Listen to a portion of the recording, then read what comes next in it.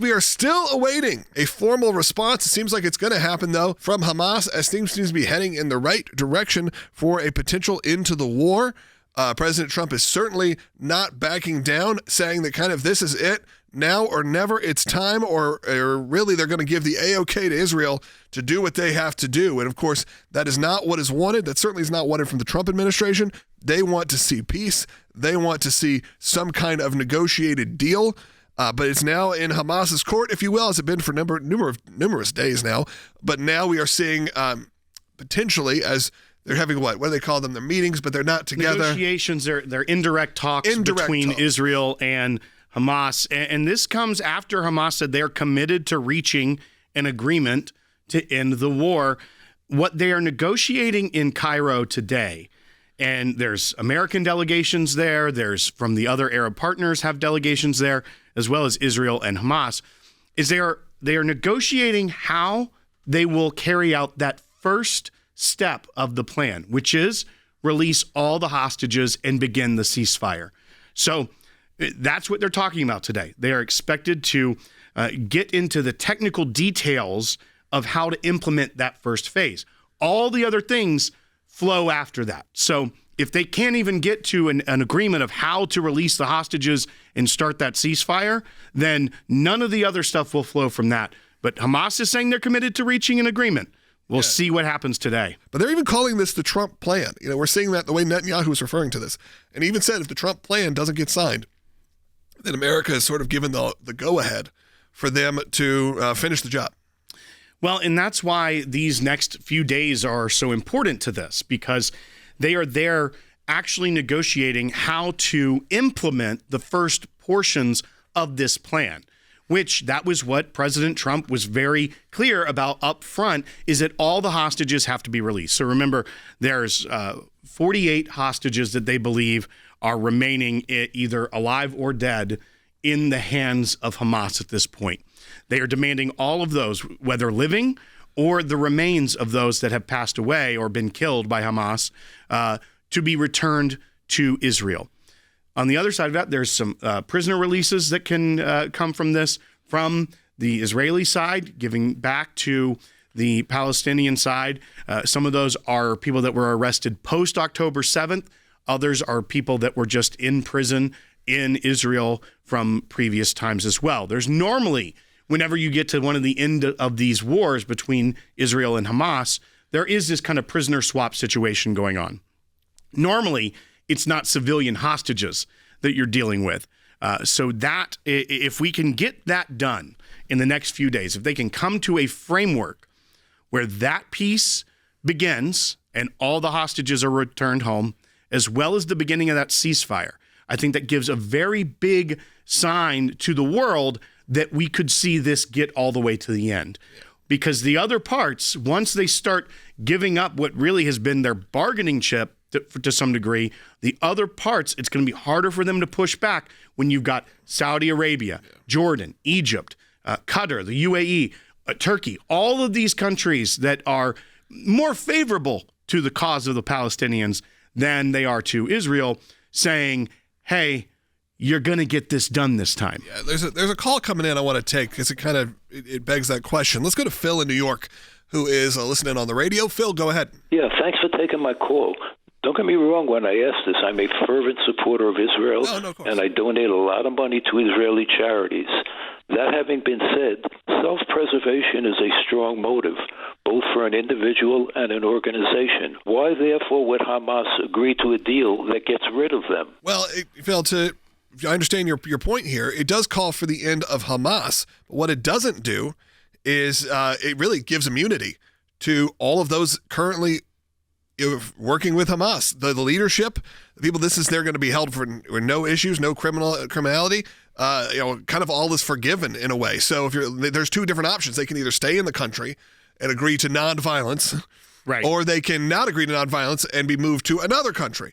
But either way, the deal actually provides for the people who currently are in Hamas to walk away, to end this. So, I mean, yes, self-preservation is strong. This could be the self-preservation they need, because we know when the Israeli military comes in, because these are this is like the 10th string Hamas leadership at this point. Well, and Phil, I think that you were spot on by saying self-preservation is a strong motive for anyone, because I think a lot of the people that are the leaders of Hamas now have seen the writing on the wall. People like Yahya Sinwar, who was untouchable, really, and for some reason. They could never really take out the leadership of Hamas, and that has happened. So they've seen these people that are in the position now probably never expected ever to rise to the level of leadership in Hamas that they have now. They've seen all their previous leadership be killed by Israel. They know that Israel is going to keep doing that. If it gives this disavow violence and stay in Gaza, they can remain where they are or safe passage out. That is the most motivating factor here would be self-preservation on a personal level. But I also do want to point out in their response that they sent to President Trump on Hamas's response to U.S. President Trump's proposal. This is a statement President Trump put it out on Truth Social. They say, they go through a lot of the stuff before, and it says, as for other issues included in President Trump's proposal concerning the future of the Gaza Strip and then the inalienable rights of the Palestinian people, this is tied to a collective national position and in accordance with relevant international laws and resolutions to be discussed within a comprehensive Palestinian national framework in which Hamas will be included and will contribute with full responsibility. So that is one of the hangups that they will have to negotiate out. Hamas is at least on board to start this movement. But remember, they're also iffy and probably having a lot of internal discussion and disagreement about that key point, Phil. There are probably those true believers still that are like, no, Hamas, we're going to get back to running this one day. Well, we shouldn't just allow them to disband us and scatter us throughout the Middle East. And of course, tomorrow is the anniversary. It's October 7th tomorrow. We know that things will be heated.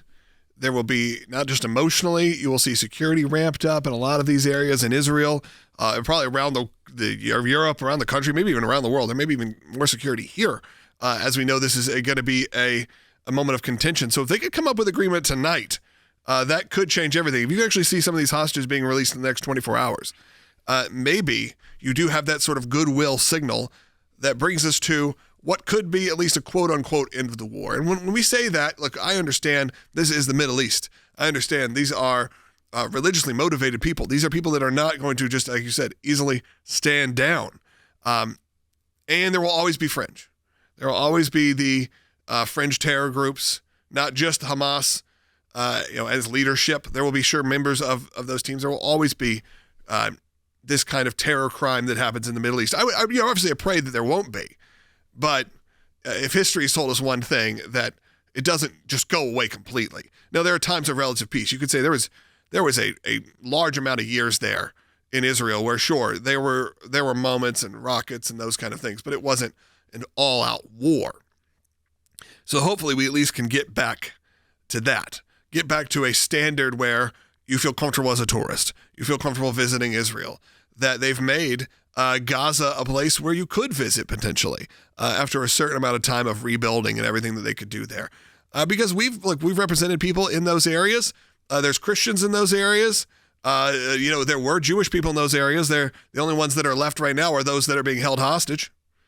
So remember that as well. The only Jewish people in Gaza currently are either military right now or the only civilians are those who are there as hostages.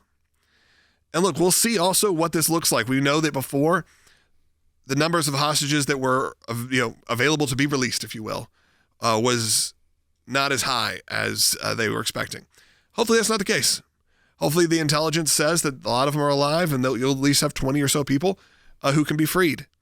But we'll see, and we'll keep you updated. Look, this is our ongoing fight here. You have seen so much of a turn against Israel over the last few weeks, last few months, in the mainstream press, in the conservative sphere, that it's obviously put a lot of us, a lot of stress on a lot of us who are supportive. Again, you don't have to be supportive of a government. I understand there are people who support the idea of America, but that don't support President Trump or didn't support Joe Biden. Of course, we'd be critical of a government. But the idea of extinguishing a country and making sure a country doesn't exist is very different. You can disagree with, of course, they're just as partisan there as we are here. As you are, by the way, look at the rest of the world. Look what's going on in the UK. Look what's going on in Europe. We're all kind of going through this same moment in time in a lot of these places, and let's say the Western world. Well, and I think what will be very telling is if this goes through and this entire plan gets implemented, and that would be a historic feat.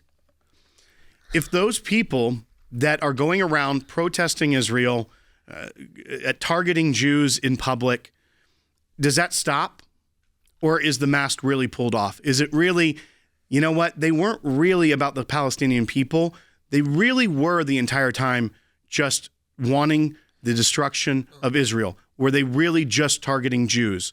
Were they really just supporting Hamas? I think that will tell us a lot if this doesn't kind of cool down around the world.